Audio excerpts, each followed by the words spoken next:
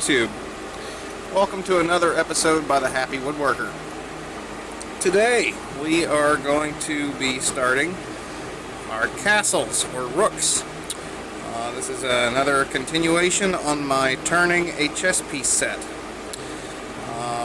So we're already starting off. I've already got this rounded down. It's a 4-inch blank, and we're going to start. This is my template. It's what my castle is going to look like, or just a rough idea here. Obviously there will be some finishing work to do to it on either a bandsaw or a scroll saw when I cut in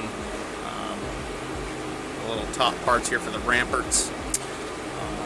So anyway, without further ado, here we go. We're going to start off by marking where we're going to start. I'm going to get a line going on that, and to make my life easier, I'm actually going to turn the lathe on, and I'm going to get some lines on this.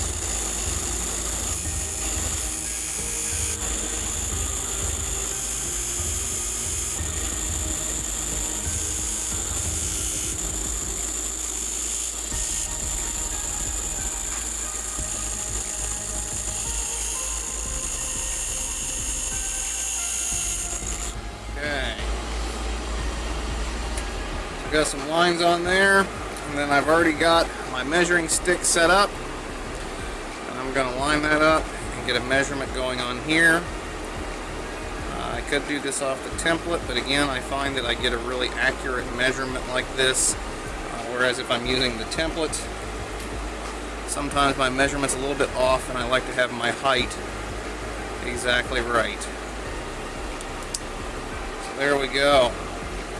First thing I'm going to do is get a circumference measurement off of my set of calipers, and I'm going to come around the base of my template, and I want a measurement I want my calipers to pass clean through from top to bottom. That way I know it's just touching, and we're actually pretty close here.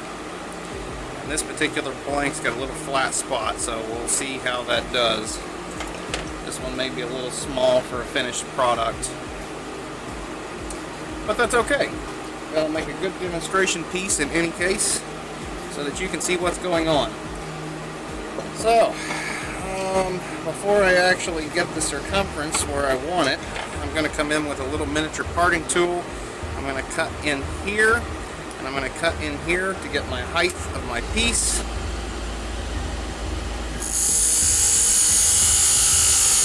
You're going to be cutting this close to the teeth on your spur drive.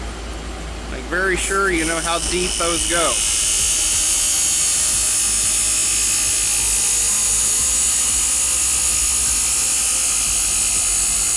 That's good enough for me to know how tall I am.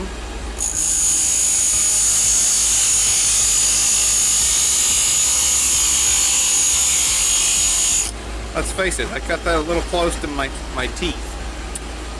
I had room to come up a little higher if I wanted. Alright, now for the circumference, I'm going to come in with a large parting tool, and I'm going to get the circumference of my base correct.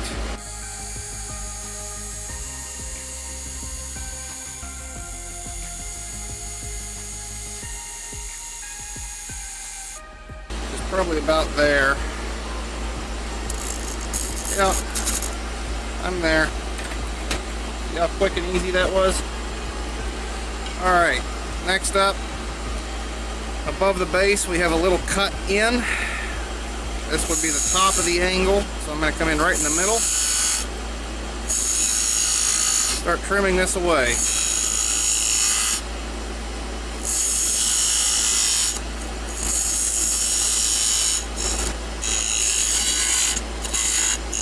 There we go. Grab my template and compare, and then what I'm coming in, what I'm looking for now is right where this top line is, which should represent this line right here. If I hold that next, I'm going to make sure I've got that correct, and it looks like I've actually got that correct for a change. Okay. So that is going to be the top of my bead. Now I'm going to get a circumference on this little section right here. I'm doing this slightly different than I did my pawns, if you watched that series. So I'm going to get a measurement on this. I've just modified my technique a little bit, that's all. Right there. And I'm going to come in with a parting tool and knock that down.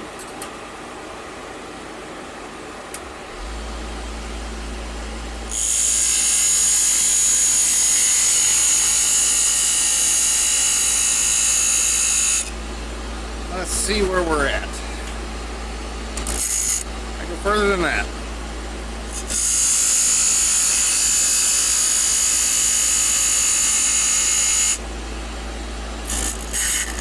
There we go. We're there on that one. Now, I can go back to my skew chisel, which is what I was using to cut in here. And we're going to start rounding this as soon as I knock it down a little bit. And I'm going to knock some of this out of the way. I want to set this bead the exact circumference of my base.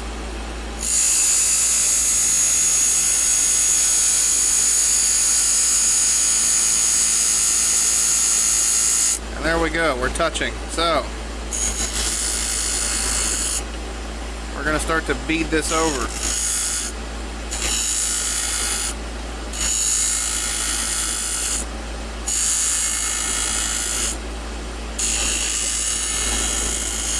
If you watched my set on pawns, you know I've got much more of an angle on the bottom of this bead than I do on the top, so I'm trying to match that.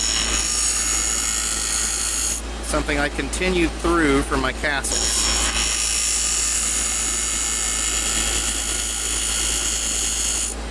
Let's see how I look with that. I think I need to go some more. I do.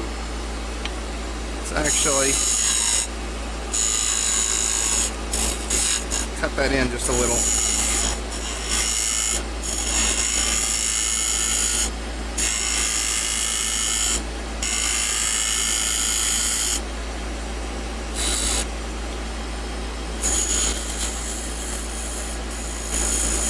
Now I'm just barely touching this.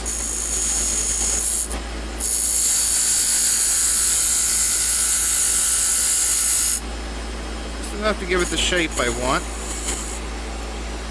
That's eventually going to come back in just a little bit more.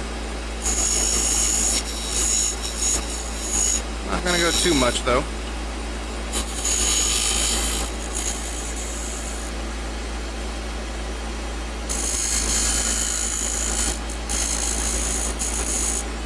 We'll start with that. I'm not completely happy with that, but that's pretty close. Alright, next up I've got to start hogging this down in, or hogging all this wood out. I'm just double checking my line to make sure it's accurate. It is. So here we go. Just using the heel of my skew chisel. As I rotate in, I push just a little bit.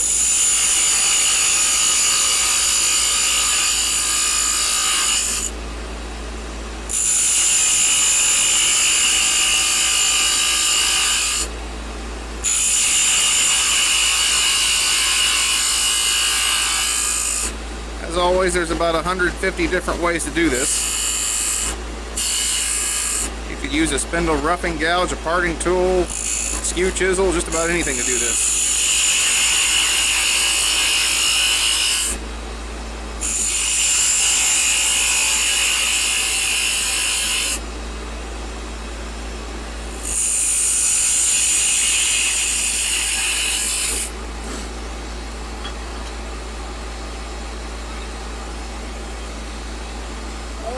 Let's see, let's go to my spindle detail gouge.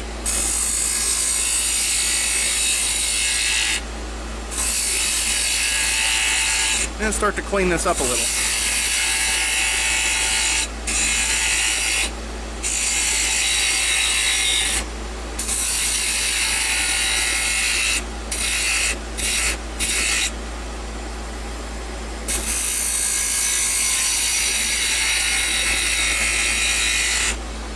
And then let's get a circumference measurement on this.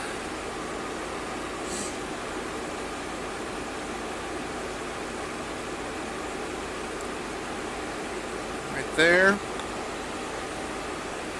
Definitely got some more to go here. Where this has a little bit of an angle right here, this has been a bit tricky to get this correct with my steps without taking my steps off. So if you're going to do a design like this, it's got a little bit of an angle up here. You kind of have to work your way through it. In fact, I kind of have to bring this angle up in and then use a parting tool to cut this down to size. So that's just something to be aware of if you've got an upper angle up here with these little steps in place. So I'm kind of being careful about how I approach that, and I am taking my good old-fashioned time. Yeah, I'm still on the line there. So that looks good. Alright, let's pull the parting tool back out. And let's take some of this out.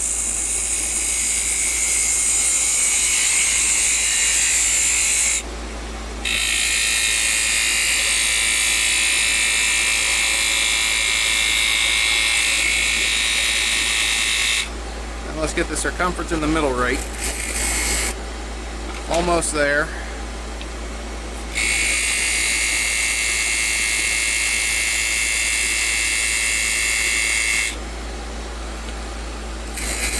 I'm still not quite there, but I'm going to stop there.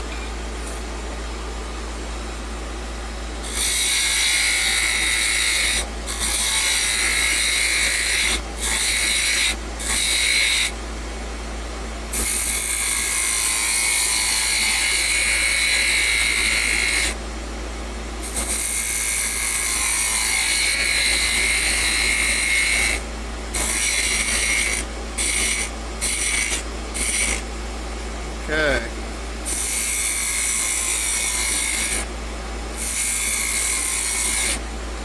I'm going to come in with a little mini skew, and I'm going to give myself my little step edge that I like to have on these.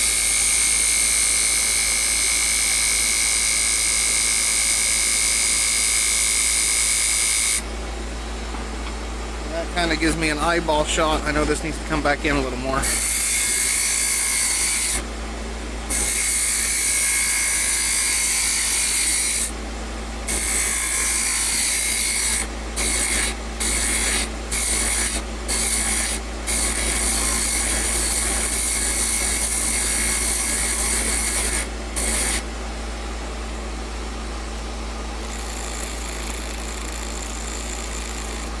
Okay, this needs to come back some.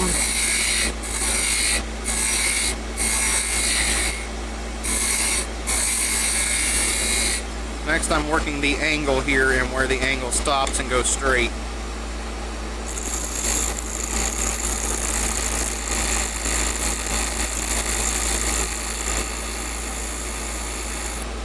This is really more of an eyeball it.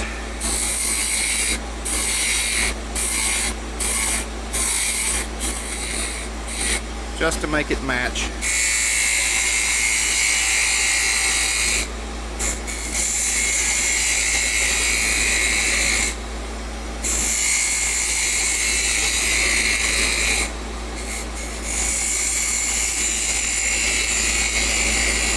This top angle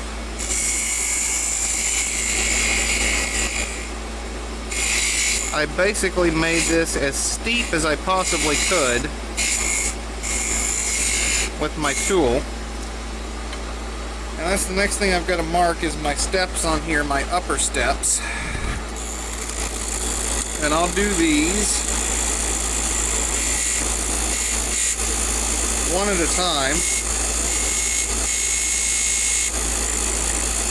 Just a guideline in the middle.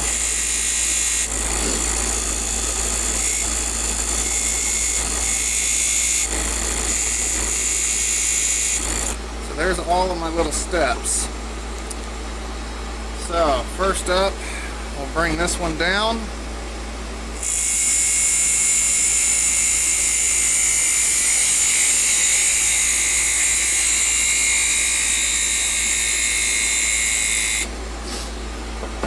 And I'm going to pause there, take a new circumference reading on that step. Right there.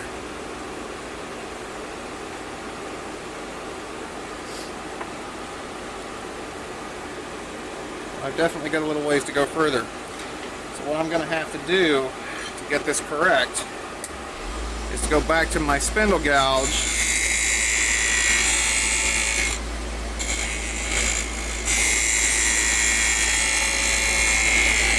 I'm now eliminating that step that I just cut to get my angle here correct.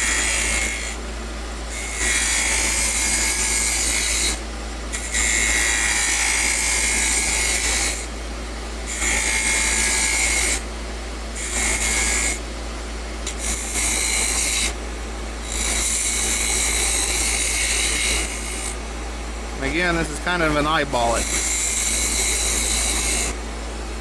See how we look with that.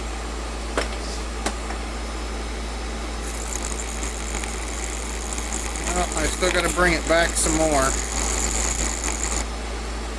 I really didn't leave much for this.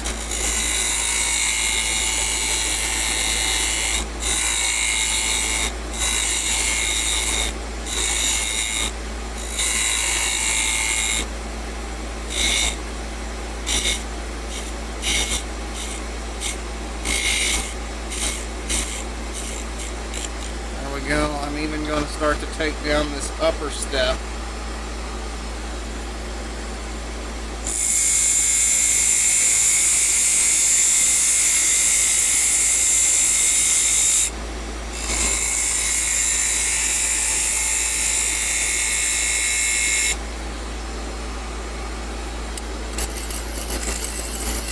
There we go, I'm about there.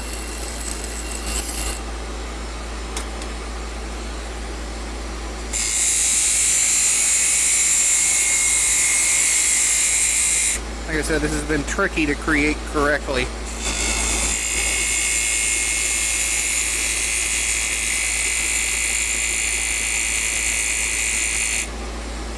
There we go.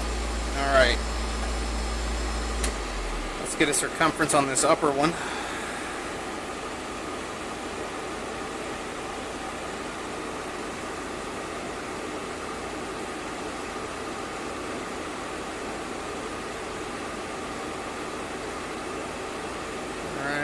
There. A little bit more to go on that. Not much though.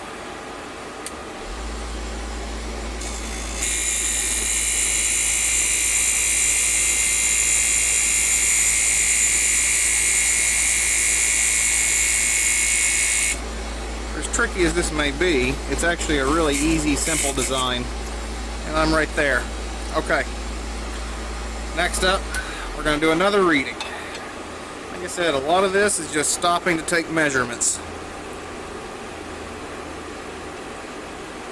And I know my template looks awful. This is something that I cut in a hurry. I've got tear out, big chunks and chips in it, so if you're taking a measurement, make sure you're actually taking a measurement where you have no tear out. I wasn't trying to make the template pretty. And when you're planning how much wood you're going to have to buy, remember, you're going to have at least one template and a couple prototypes. Alright, so next up we're going to take this down. The difference, at least with this type of wood, this is just pine. I think it's pine. Honestly, I just went down to the box store, got a whole bunch of 2x2s and chopped them up into 4-inch blanks.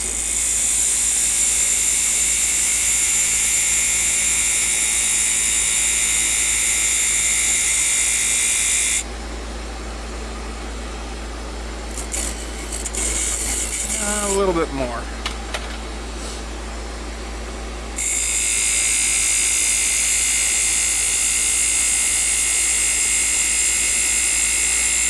So the trick to avoiding tear out on your finished piece is to just take sawdust off. Gives you a very nice edge.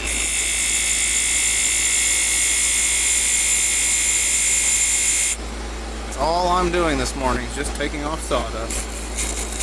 There we go. We're there. Alright. Let's pause again and let's get another measurement. This time we're going to get a measurement on this little edge.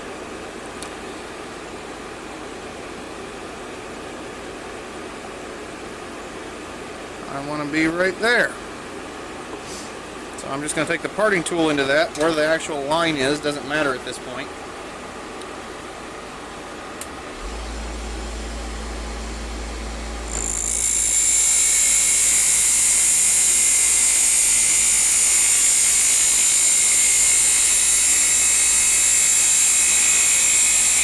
So rough cut into there, and then I'll go light.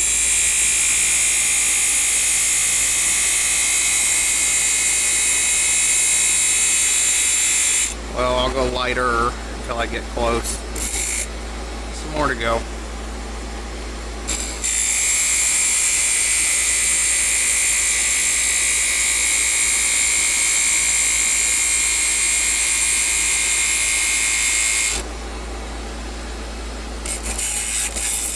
Beauty is, you only have to turn 4 of these instead of 16 pawns.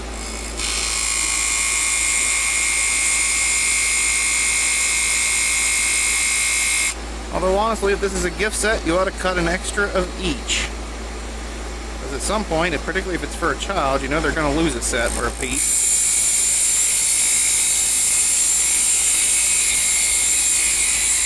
Alright, we're going to bring this into match.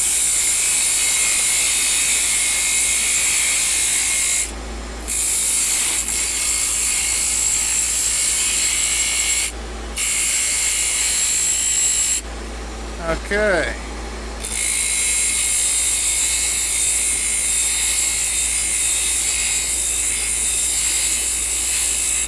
So next up, we're going to stop, take another measurement.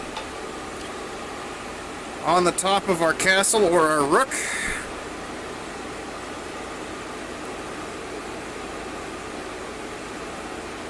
I want to be right there. So then I'm going to start bringing this down, and then I'll knock this edge down correctly to the right size. So we're going to go backwards and start from the top and work our way down. And I'm going to do this edge gently.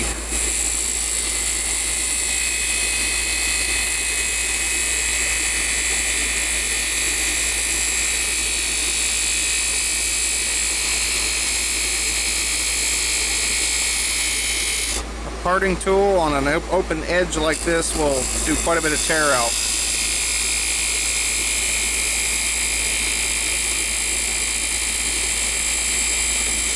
It'll catch those fibers, and it pretty much doesn't matter what angle you have either, even if you try a higher angle like this.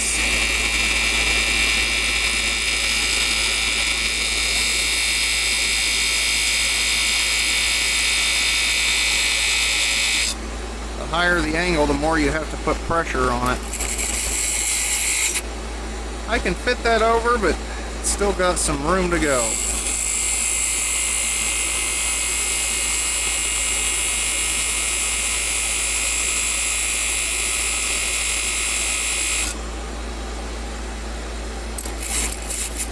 Right about there.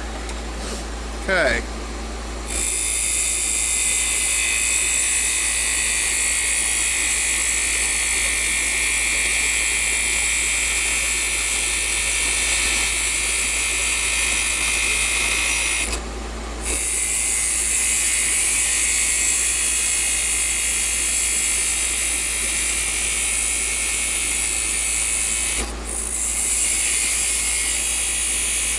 Then it's a matter of deciding where my little step stops. Probably ought to be pretty close right there.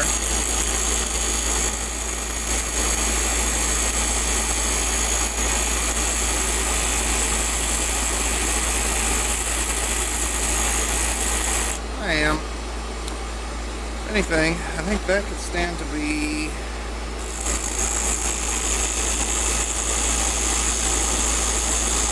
just a tad bit off. Like I said, you can always take off more.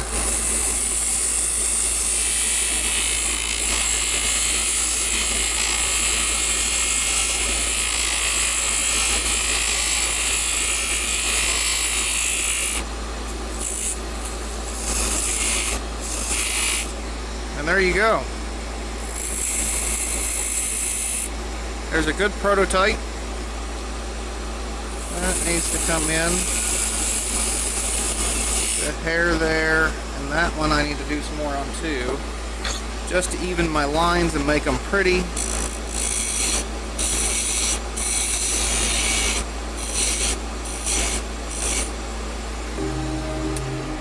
And that is how simple it is to turn your castle or your rook. Obviously you're going to run some sandpaper. I run files over mine and sandpaper. When we separate this from the top and the base here, we'll go in with a probably use a scroll saw,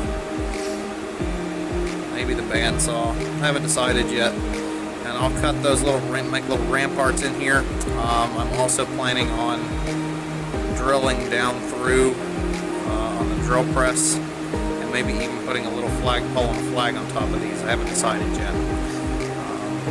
But that's turning it. I will do an additional part of the video just to show you how to finish it, how to cut these off, and what I do to make it actually look like a castle or a rook, whichever you prefer to call it. And I hope you've enjoyed this video. That's a real quick, simple one by comparison to the pawns that we were doing. Thank you for watching another episode by the Happy Woodworker. Everybody have a great day.